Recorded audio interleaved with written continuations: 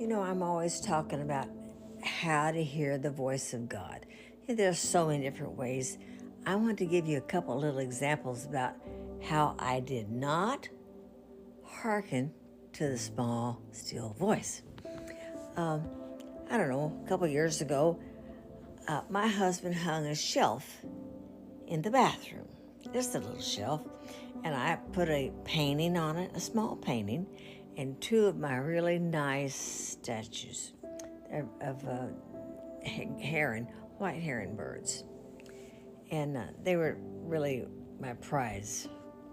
So one day when I sit down on the commode, and I was just, you look around while you're sitting there, and I looked up at those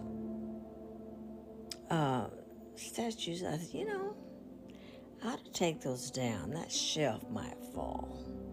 No, it's not going to fall.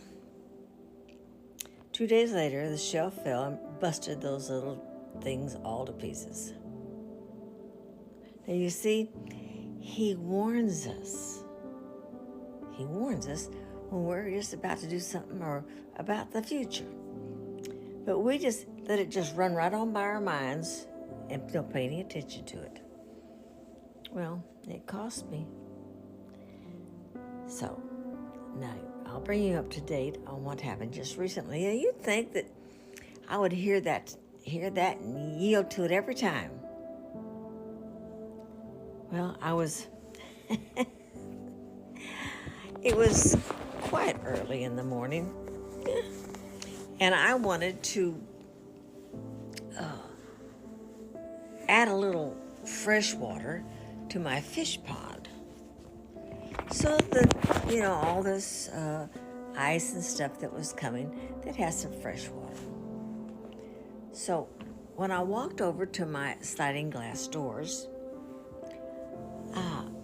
before I opened the door, I thought, and I looked down at my feet, and I had my new house shoes on.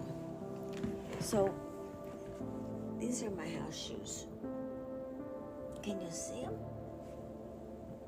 Kind of clunky. Oh my gosh, I can't tell things. Anyway, they're clunky.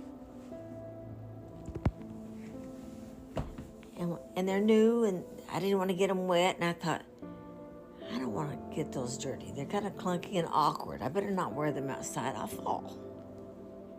I thought, I'm just going to step down the steps and turn the faucet and then come back up. So I did that. I went down the steps and I walked over the little faucet and turned the water on and I'd come back to it later to cut it off. Well, I have a rail on one side of my steps, but I don't have a rail on the other side. And now God only knows why I walked down the wrong side. And on the second step up, these clunky shoes hit the brick wrong.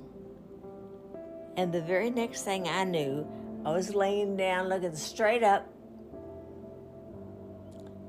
into the bushes. And I thought, well, what am I doing down here? But I fell because of these shoes. They're clunky and they're a house shoe. I shouldn't have been out there in my house shoes. Well, fortunately, I fell on some, they're called espadrillas. They're a tall, skinny leaf, and there's a bunch of little cluster, and they just laid me down.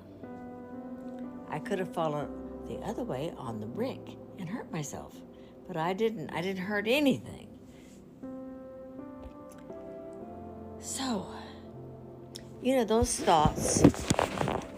thoughts run by your mind this fast, shoot, and they're gone. And if you don't catch them and think, oh, that's a warning, and heed that warning, the more you heed the warning, it's like using a muscle. When you use your muscle like this, the more you use it, the stronger it gets. Well, the more you practice obeying the small, still voice, the louder it seems to get. You're more aware that that's him. You've been driving down the road and you get a little feeling you shouldn't go that way.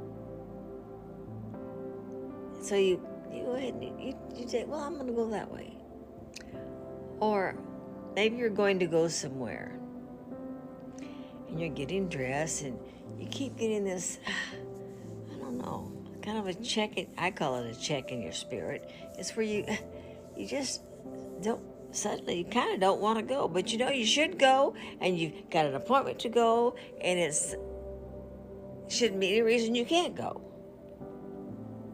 Don't go. Wait. Just wait. Just set it aside.